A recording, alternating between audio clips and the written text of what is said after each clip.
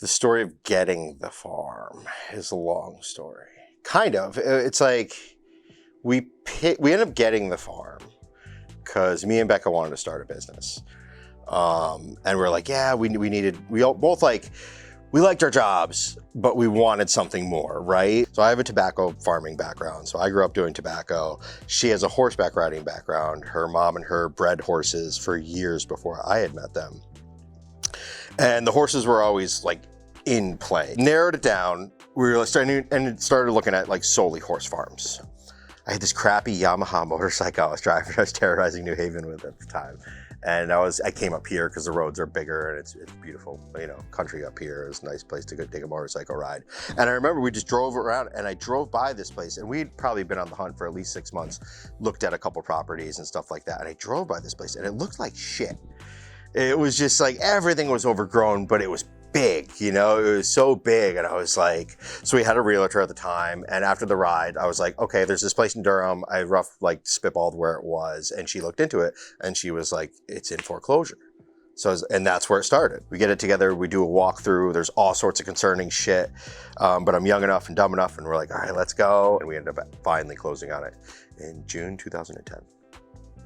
So that's like a 5-year process from like, let's start a small business to let's look at horse farms to wow, we found this place to we think we have it. No, you don't have it. Let's keep trying to get it. So it's like 5 years just to get to the closing, where in the meantime, nothing's happened here and the grass is overgrown every driveway and you can't, it looks to be in disrepair. And I remember asking when the second time Ed came around, we were like, okay, we're getting it, you know? And I brought my father here and I brought some of my close buddies here. And I remember my father in particular was like, don't do this. What are you doing? Like, this is so much. This is such an undertaking. Like, I don't know how, like, you know? And I think right there in that moment, I knew I was making the right decision. Because when my dad tells me I can't do something, bet your ass we're doing it. And so you start working when you're working agricultural tobacco. I think I started when I was 12. And from 12 to you get your car at 16, it's like, that's your job. You work in the tobacco fields and it's rough. It's hot, grueling hours. Like, you know, the water trough comes around every couple hours and you drank your ass off out of that water trough. So you hate it. I worked at the airport after I worked tobacco. I used to load cargo planes for Bax Global. But you're always watching planes go. And if you've lived by an airport and you grew up around there, you know that feeling of every day watching these people, like they're going places, you know, big world, and everyone's going places and you're picking tobacco. So like, you know, as soon as I was old enough to go, I went.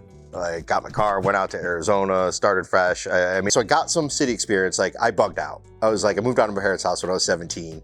I was like, by the time I was 18, I was in Arizona because of that drive to get out of Suffield. Like, let's get out of the small town. Like, you just feel so small. Before I lived here, I lived in New Haven. So I lived in St. John Street, right next to Little Italy. And I found a great culture in there. I found a great group of people, met a lot of lifetime friends.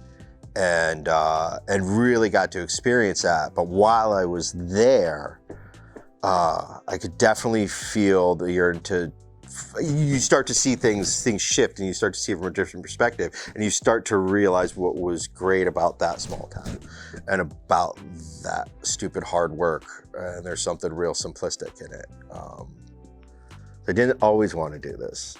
Definitely not. There was definitely a good chunk of growing up where I hated anything to do with ag and wanted out. But then, you know, you realize at the end of the day, sometimes that the grass is always greener, but sometimes that greener grass is fake grass. You know, I'll take the brown grass, but as long as it's real. It's like having a group of like kids in kindergarten when they go all outside and all that. It's like, oh my God, you never know what's gonna happen. And it's a lot of times it's terrifying, you know, when they get injured or something like that, but they're like little kids. So it's always kind of changing a little bit to some extent when horses come and go and new horses go to the pasture. But they keep it fresh, they keep it interesting. I look forward to seeing them every day. Body language is a little tough with a horse if you're not used to being around horses, but once you have, you can read them right away. And that was a language I didn't know, and that was the language I learned. And that's really cool. you know, to have nonverbal language that you can communicate with an animal and you could feel what they're bringing you, because that's how you communicate with a horse. Kind of, it's kind of about a vibe, and knowing the right cues is cool. But yeah, they were the biggest surprise coming into it all. It's been great. It's been a ton of sacrifice. It never stops. I mean, you feed 4 times a day. I produce enough manure at this farm to like fill an average household in about a month.